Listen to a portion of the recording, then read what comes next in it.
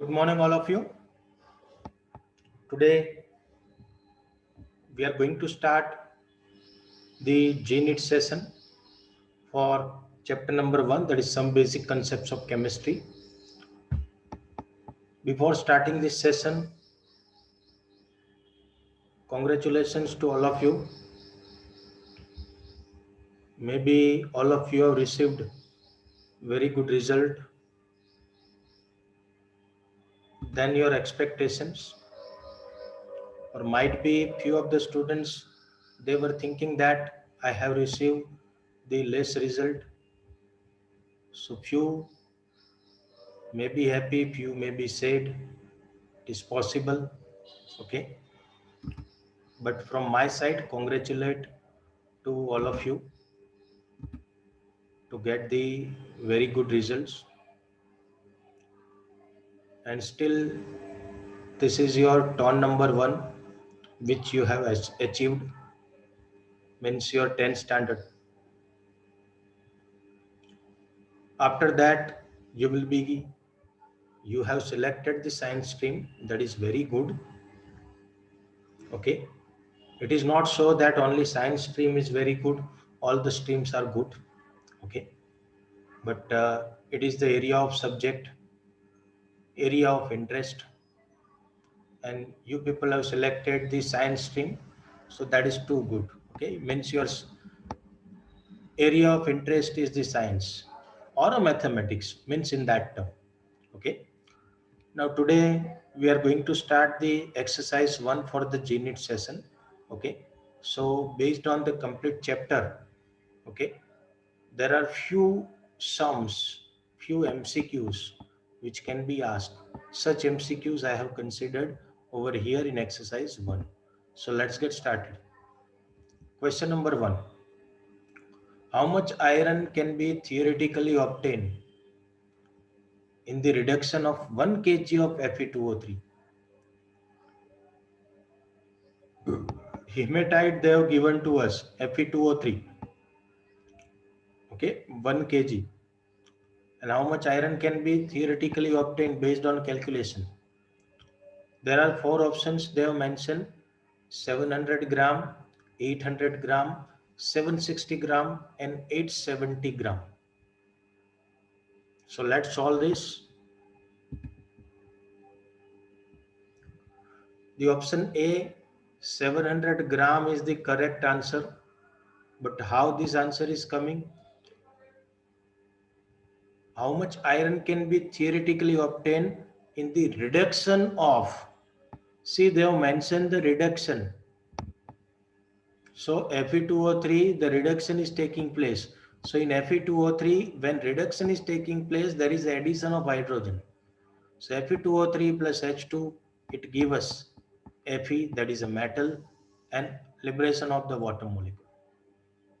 Then we need to do the balancing of it, okay? The oxygen on the left hand side, if you see 3, whereas on the right hand side it is only 1. So to balance the oxygen atom on the right hand side, we have to keep the 3 as a stoichiometric coefficient. आगे हमें 3 रखना पड़ेगा, okay?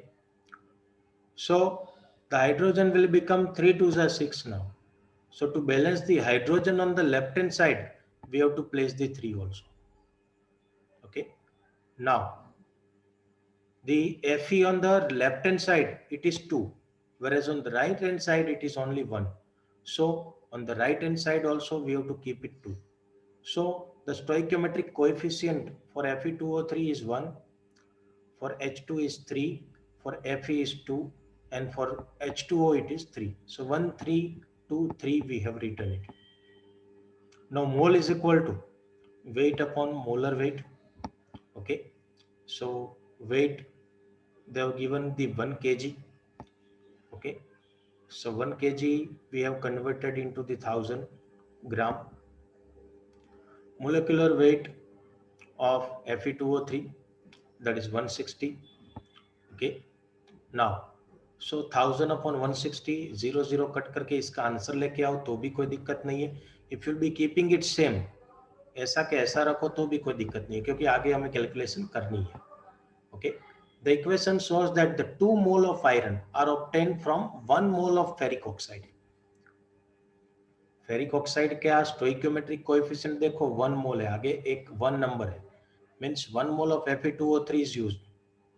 Okay, and 2 mole of iron is obtained. Right hand side 2 mole Fe के मिल रहे हैं.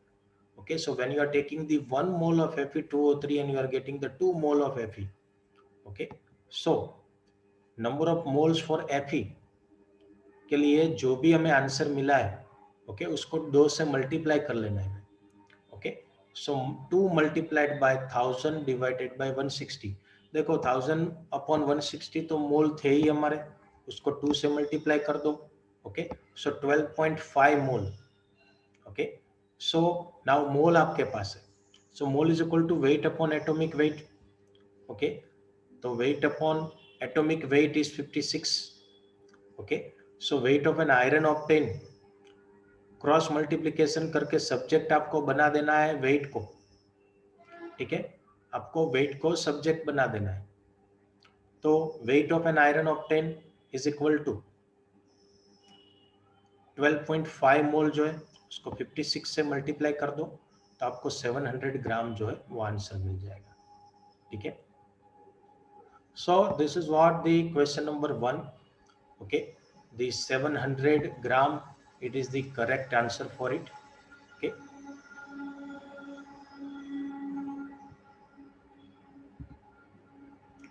after that, question number 2, what amount of silver chloride, sorry, AgCl, is formed by the action of 5.850 gram of sodium chloride on an excess of silver nitrate, AgNO3. What amount of silver chloride is formed by the action of 5.850 gram of sodium chloride, that is NaCl, on an excess of silver nitrate, that is AgNO3. There are 4 options they have mentioned: 14.35 gram, 14.67 gram, 12.35 gram, 12.67 gram. Okay, now let's solve this question. See, in the question what they have mentioned, silver chloride is formed by the action of, किसका action है भाई, sodium chloride मतलब NaCl, on excess of silver nitrate मतलब AgNO3. So NaCl plus AgNO3, you will be getting AgCl, and NaNO3, nano3 will be obtained. If you see the balancing of reaction, okay, so balancing of the reaction, if you see, then over here the NaCl, left hand side Na is 1, right hand side is also 1. Chlorine, left hand side it is 1, right hand side chlorine is also 1. Ag on the left hand side is 1, right hand side is also 1. Nitrogen is on the left hand side 1, right hand side also 1. And oxygen on the left hand side 3, and the right hand side also 3. So the complete reaction which is given in the stoichiometric balancing reaction, 111 is there, stoichiometric coefficient. Okay, so N is equal to weight upon molecular weight. Okay, weight they have given, that is 5.850. Molecular weight of NaCl, that is 58.5. Na is 23 and Cl is 38.5, 35.5. Okay, so addition of this both will be getting 58.5. So 5.85 upon 58.5 आप कर लोगे तो you will be getting 0.1. Okay, 0.1 mole.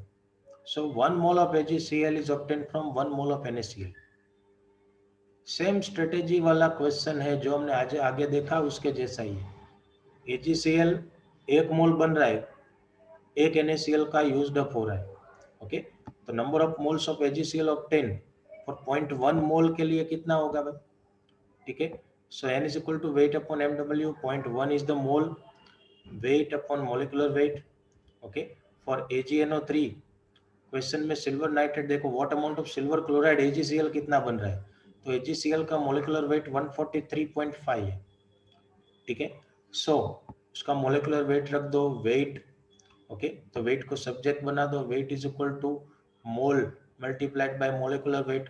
तो mole कितना है 0.1, molecular weight of AgCl कितना है 143.5. तो दोनों को मल्टीप्लाई कर लो, एक पॉइंट को ट्विस्ट कर लो, मल्टीप्लाई करने की जरूरत भी नहीं है. ठीक है, तो 14.35 आ जाएगा।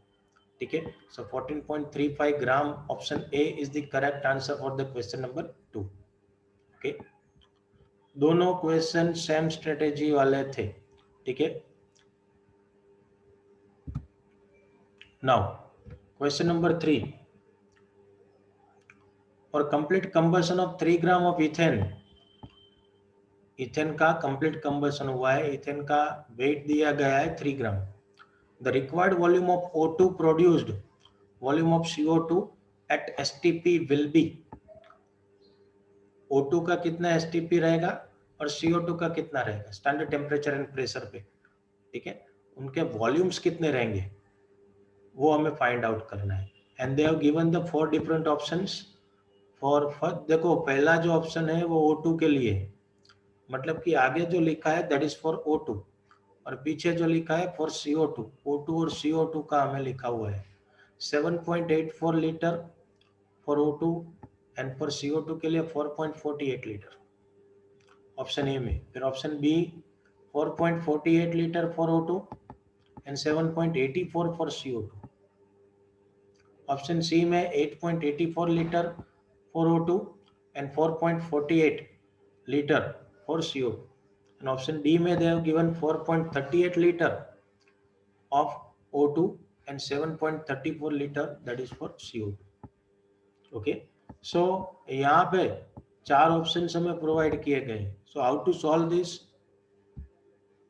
Yes, complete combustion of ethane they have given। combustion मतलब कि with presence of oxygen। तो सबसे पहले रिएक्शन डालो, इथेन का फॉर्मूला आना चाहिए C2H6। ओके, उसके अंदर ऑक्सीजन डालोगे तो वो हमें carbon dioxide and water molecule liberate करेगा। ये कंबशन रिएक्शन है बेस्ड ऑन। ठीक है, ऐसा क्वेश्चन कुछ बच्चों ने मुझे शुरुआत में भी पूछा था। Okay, at that time I have given the answer. Okay, but I have not given the how to get this answer. पर ये अभी देखो चैप्टर ऑलरेडी हमारा फिनिश हो गया है। ठीक है, जिसमें ये स्ट्रेटेजी आ गई है, ये मेथड अप्लाई हो गई है, तो अभी हम वो सॉल्व इजिली कर पाएंगे। ठीक है, सबसे पहले रिएक्शन को बैलेंस कर लो। ठीक है, balance out the chemical reaction. ठीक है, तो बैलेंसिंग को देखो अभी मैं नहीं सिखा रहा हूँ। ठीक है, कैसे करना है वो आपको आना चाहिए। Okay, even in the 9th आया है, 10th में भी आ गया। ओके, सो C2H6 के आगे देखो 2 कैसे आया भाई। तो सबसे पहले देखो लेफ्ट हैंड साइड में कार्बन कितने है भाई 2, राइट हैंड साइड में कितने हैं 1। Okay, left hand side hydrogen 6 थे, विदाउट बैलेंसिंग में बोल रहा हूँ भाई। लेफ्ट हैंड साइड हाइड्रोजन 6 थे, राइट हैंड साइड 2 है। ठीक है, left hand side oxygen is 2 whereas right hand side oxygen is 2 and 1 3। ठीक है, तो उसको सबसे पहले दोनों तरफ सभी एलिमेंट को, एटम को बैलेंस आउट कर लो। ठीक है, उसके बाद हमारा फॉर्मूला अप्लाई करो, mole is equal to weight upon molar mass. Okay, so weight is equal to 3 gram they have given of ethane. Ethane का मोलर मास कितना है भाई 30। ठीक है, नाउ 3/30 मतलब कि वो 1/10 हो गया भाई।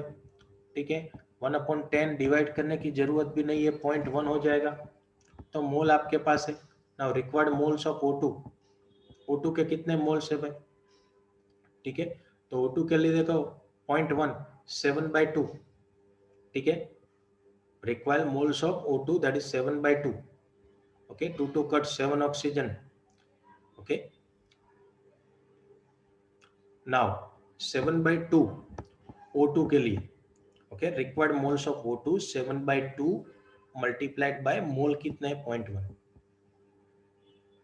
मतलब कि इसका जो आंसर है रिक्वायर्ड मोल्स ऑफ O2 का 0.35 आपको मिलेगा।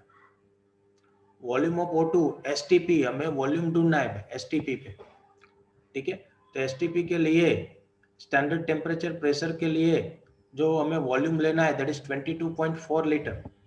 ठीक है, तो 22.4 लीटर जितना भी मोल मिले उसको 22.4 से मल्टीप्लाई कर लो भाई। 0.35 मल्टीप्लाइड बाय 22.4 तो 7.84 लीटर। ठीक है, 7.84 लीटर। तो देखो अभी आगे जाने की जरूरत नहीं, ऑप्शन ढूंढो 7.8 लीटर ऑफ O2। देखो एक ही ऑप्शन है पहला वाला 7.84 लीटर ऑफ O2, तो ऑप्शन ए एक ही ऑप्शन है। ठीक है, 7.84 O2 वाला, तो वो आपका आंसर है भाई, दूसरा करने की जरूरत नहीं। अगर करना है तो वही स्ट्रेटेजी से ये CO2 भी ढूंढ लो, ठीक है, तो आपको वो भी इजीली मिल जाएगा। ओके, चलिए उसके बाद सो ऑप्शन है 7.84 litre of O2 and 4.48 litre okay of CO2, that is the correct answer for question number 3. Then question number 4, in the following reaction, if 10 gram of H2 react with N2, what will be the volume of NH3 at STP? और reaction दे दी गई है, नहीं दी हो तो भी हमें पता चल जाता है, नाइट्रोजन और हाइड्रोजन का हेबर प्रोसेस है ये, तो N2 plus 3H2 it gives 2NH3. Okay, and 4 options they have mentioned: 72.67 liter, 74.67 liter, 78.67 liter and 54.67 liter. ठीक है, 10 ग्राम ऑफ H2 दिया है, ठीक है, रिएक्ट विथ N2, तो हमें NH3 बन रहा है, ठीक है, और STP पे N2 plus 3H2 it give us 2NH3 reaction they have mentioned it, ठीक है। नाउ सो सबसे पहले N2 plus 3H2 it give us 2NH3 reaction लिख लो, बैलेंस कर लो, ठीक है। दे हैव गिवन फॉर हाइड्रोजन 10 ग्राम इस्तेमाल हो रहा है, ठीक है, हाइड्रोजन 10 ग्राम इस्तेमाल हो रहा है। Okay, so mole is equal to weight upon molecular weight, 10 gram of hydrogen, ठीक है, divided by 2, okay, 2 hydrogens are there so that's why, okay, उसका molar mass, okay, then 10 divided by 2 कर दोगे तो 5 मोल मिल जाएगा। ओके ना, प्रोड्यूस्ड मोल्स ऑफ NH3 हमें ढूंढने हैं सबसे पहले, बाद में उनका वॉल्यूम ढूंढेंगे, ठीक है। तो NH3 के लिए 2/3 multiplied by 5 mole, okay, now 2/3 multiplied by 5 करो, इसको सिंप्लीफाई करेंगे तो 10/3, 5 2 10, ओके, अपॉन 3। ना volume of NH3 at STP 22.4 litre से मल्टीप्लाई कर लो भाई, सो 10 इंटू 22.4 यानी कि 224 डिवाइडेड बाय 3 कर लो, ठीक है, तो आपको 74.67 लीटर जो है, मतलब कि ऑप्शन बी 74.67 लीटर आपको आंसर मिल जाएगा, ठीक है। Then question number 5, for complete combustion of 1.12 litre of butane, that is C4H10, the produced volume of H2O and CO2 at STP will be, ये स्ट्रेटेजी वाला है, 4 ऑप्शंस हमें दिए, जो आगे हमने किया उसके जैसे ही क्वेश्चन है पूरा, ठीक है। कंप्लीट कंबशन, ब्यूटेन का कंप्लीट कंबशन कर रहे हैं, तो 4 ऑप्शन दिए गए, 5.6 लीटर, 4.48 लीटर, वो पहले जो ऑप्शन है वो H2O के लिए और फिर दूसरा जो है वो कार्बन डाइऑक्साइड के लिए, ठीक है। तो दूसरा option 8.6 litre for H2O and 4.48 liter that is for CO2. Then option C 5.6 liter for H2O and 4.38 liter that is for CO2. Then option D 5.6 liter for H2O, whereas for CO2 it is 2.48 liter. Okay, so let us solve this, ठीक है। मैं कुछ बोलूंगा नहीं, आपको इसमें समझ में आ जाएगा शायद, ठीक है। पहले रिएक्शन लिखो, रिएक्शन को बैलेंस आउट करो, बैलेंस करने के बाद वॉल्यूम ऑफ H2 STP, ठीक है, STP के लिए वाटर का कितना है, 5 multiplied by 1.12 litre of butane इस्तेमाल हो रहा है, ठीक है, तो आपको 5.6 लीटर मिल जाएगा फॉर वाटर, ठीक है। तो 5.6 लीटर वाला ऑप्शन ढूंढो आप, तो 5.6 वाले तो 3 ऑप्शन है भाई, दूसरा ढूंढना पड़ेगा, यहाँ पे वो लॉजिक नहीं चलेगा, ठीक है।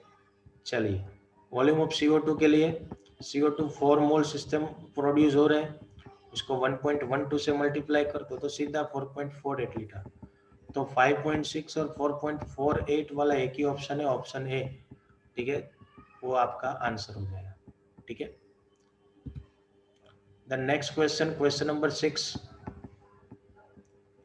For complete combustion of 5 mole of propane C3H8, ये तो अच्छा है कि यहाँ पे molecular formula also they have given, और प्रोपेन ना दी हो तो हमें पता होना चाहिए, प्रोपेन से पता होना चाहिए, the required volume of O2 at STP will be option A 560 litre, option B 460 litre, option C 360 litre, option D 570 litre.